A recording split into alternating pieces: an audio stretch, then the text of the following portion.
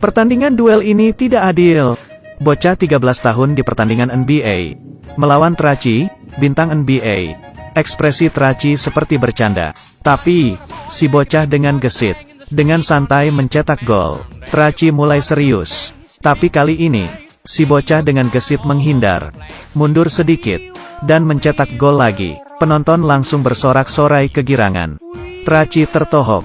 Mukanya mau ditaruh di mana? Traci melepas jaketnya. Kali ini, ia waspada. Ia membiarkan Kelvin menyerang. Dalam sekejap, Kelvin melewatinya lagi. Melompat. Dan melakukan slam dunk. Penonton hening seketika. Mereka terbelalak kaget.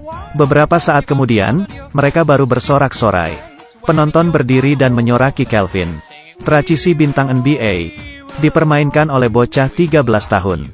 Dia keren sekali. Semuanya bermula dari sepasang sepatu ajaib. Kelvin, seorang anak panti asuhan, sangat menyukai basket.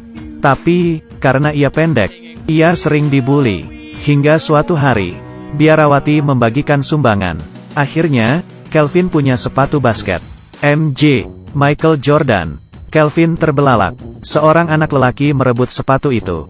Dan melemparnya. Sepatu basket itu tersangkut di kabel listrik. Malamnya, terjadi hujan petir. Kelvin sangat yakin itu sepatu bekas Michael Jordan. Ia menerjang hujan, memanjat pohon. Sekuat tenaga menarik sepatunya. Tiba-tiba, petir menyambar. Kelvin jatuh dengan keras, untungnya ia tak apa. Dalam semalam, ia menjadi hebat. Setelah memakai sepatu itu, ia bermain seperti Jordan. Luar biasa. Manajer La Knights menemui kepala panti untuk merekrut Kelvin di timnya. Ini adalah strategi mereka untuk meningkatkan penonton. Kepala panti asuhan yang mata duitan tidak peduli. Ia langsung setuju begitu mendengar kata uang. Kelvin, bocah 13 tahun masuk di tim. Betul saja, penonton membludak. Tapi, pelatih tidak ingin Kelvin main. Ia duduk di kursi cadangan. Pertandingan pun mulai dan The Knights kalah. Kelvin malah menyapa idolanya dan menyemangatinya. Itu musuhmu, Kelvin. Timnya langsung menyuruh Kelvin diam. Melihat timnya gagal, pelatih minta istirahat. Pelatih membiarkan Kelvin main. Tapi, tidak bisa. Kelvin memakai sepatu baru yang lain. Kelvin didorong ke lapangan. Lalu, ia diberi bola. Semua orang bingung. Kelvin gugup, dan minta istirahat. Ia izin ke toilet dan keluar. Penonton memperhatikannya. Tak lama kemudian, Kelvin mengganti sepatunya dengan yang lama. Ia masuk ke lapangan. Kelvin mulai memimpin permainan. Bocah ajaib ini. Bocah 13 tahun ini mengejutkan seluruh NBA. The Knights yang tertinggal 27 skor. Dengan cepat mengejar.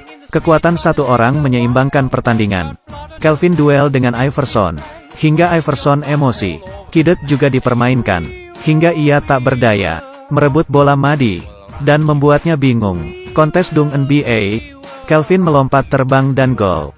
Bahkan pemain terkenal meminta tanda tangannya. Kelvin tanda tangan dengan malu. Tim Knights lanjut bermain. Kelvin main dengan lancar. Berkatnya, The Knights mulai melihat harapan. Hal itu membuat tim lawan gelisah. Saat pertandingan hampir mulai, tiba-tiba Kelvin minta tanda tangan musuhnya. Siapa kamu, maskot? Musuhnya mulai pemanasan. Tim Knights tidak tampak. Semua orang menunggu Kelvin mengerjakan PR. Bocah ini sungguh membuat emosi. Ada satu orang yang paling membenci Kelvin. Yaitu teman satu timnya, Traci. Saat pertama kali duel dengan Traci, ia dipermalukan. Sekarang, ia akan merebut kembali sinarnya. Pelatih bahkan menyuruh Traci tidur sekamar dengan Kelvin. Traci terkejut. Ia menolak dengan marah. Tapi, tak ada solusi lain. Ia menetapkan 3 peraturan dengan Kelvin. Pertama, mereka bukan teman. Kedua, ia tidak akan bermain game dengan Kelvin. Ketiga, ia tidak akan menina-bobokan Kelvin. Saat mereka membuka pintu kamar, Traci kaget. Malamnya ia pergi sendirian untuk berkencan. Saat pulang bersama pacarnya, Traci terkejut. Kamarnya seperti kapal pecah. Yang membuat makin emosi, pacarnya merupakan fans Kelvin. Traci putus asa. Sebelum tidur, Kelvin mengajak Traci berdoa. Setelah berdoa, mereka tidur. Baru saja berbaring,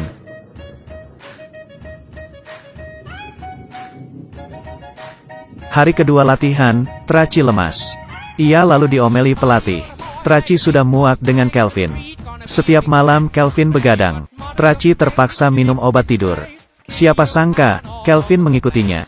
Traci kaget hingga jantungnya hampir copot. Sesampainya di apotek, ia akhirnya mengobrol. Yang ia telan bukanlah antibiotik, tapi obat tidur. Di jalan ia mulai mengantuk. Traci ketiduran di lampu merah. Tak ada cara lain, Kelvin menggantikannya. Tapi, ia terlalu pendek.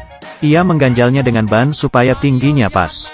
Kelvin yang tidak pernah menyetir, menabrak ke sana kemari sepanjang jalan ke hotel. Temannya menceritakan kejadian semalam pada Traci. Kelvin masuk kelas pembinaan karena melanggar hukum. Dan membantu Traci supaya tak disidang. Traci terdiam. Akhirnya, Traci menerima kehadiran Kelvin yang pecicilan. Hubungan keduanya membaik. Saat bertanding, mereka bekerja sama dengan sangat baik. Kelvin adalah pemain termuda sepanjang sejarah NBA. Ia meningkatkan posisi The Knights selama musim pertandingan. Hanya dengan menang 1 kali dari 2 pertandingan, The Knights bisa masuk final. Ini semua berkat upaya si bocah 13 tahun bernama Kelvin. Dulu, ia hanya seorang anak yatim piatu yang putus asa. Mimpi terbesar anak panti asuhan adalah diadopsi. Tapi, tak ada yang mengadopsi anak yang sudah besar. Tapi, sepasang sepatu ajaib mengubah nasib Kelvin. Permainan Kelvin yang payah berubah drastis dalam semalam. Tak hanya jadi pemain The Knights, ia juga menggegerkan NBA. Keluarga yang ingin mengadopsi Kelvin bermunculan. Tapi, Kelvin hanya ingin kasih sayang yang sederhana. Kelvin membawa ayah Traci tanpa sepengetahuannya. Ia ingin Traci berbaikan dengan ayahnya. Traci marah dan mengusir Kelvin. Suasana hati keduanya membuat tim mereka kalah, padahal harusnya menang. Pertandingan terakhir harus menang, tidak boleh kalah lagi. Kelvin hampir diadopsi. Kepala panti asuhan tidak rela mesin uangnya diadopsi. Ia mendengar kemampuan Kelvin berasal dari sepatu buluknya. Lalu ia mencuri sepatu kebanggaan Kelvin. Ia menggadaikan seluruh hartanya untuk bertaruh The Knights kalah. Di hari pertandingan, Traci mencari Kelvin. Ia sudah merenung dan sadar ia tidak bisa meninggalkan Kelvin. Traci juga berbaikan dengan ayahnya. Traci sudah siap menjadi ayah dan ingin mengadopsi Kelvin. Belum sempat bertanya, ia melihat calon orang tua asuh Kelvin. Ia terdiam dan menelan kata-katanya. Sebelum bertanding, Kelvin sadar sepatunya dicuri. Ia secepat mungkin kembali. Pertandingan penentuan dimulai. Kelvin mengumpulkan temannya. Mereka mengikat kepala panti.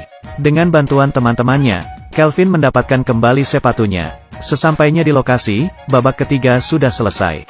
Knights tertinggal 21 skor. Mereka nyaris kehilangan kesempatan masuk final. Benarkah? Belum tentu. Takdir belum ditentukan sekarang. Mereka akan berjuang. Di mana ada usaha, di situ ada jalan. Berkat kerjasama Traci dan Kelvin, mereka mulai mengejar skor. Sisa 19 detik. The Knights hanya kurang 1 skor lagi. Tapi, masalah besar muncul. Sepatu basket Kelvin rusak. Kelvin tak bisa bertanding lagi. Traci menyemangatinya. Menang itu tergantung orang, bukan sepatu. Setelah ganti sepatu, Kelvin nekat bertanding. Dengan berani, Kelvin menghindari 3 shooting guard sekaligus, dan mengoper bola ke Traci. Di detik terakhir, Traci mencetak gol.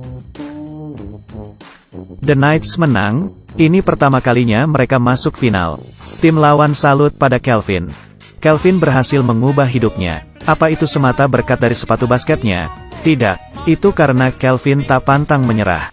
Bila kita punya mimpi, segalanya itu mungkin.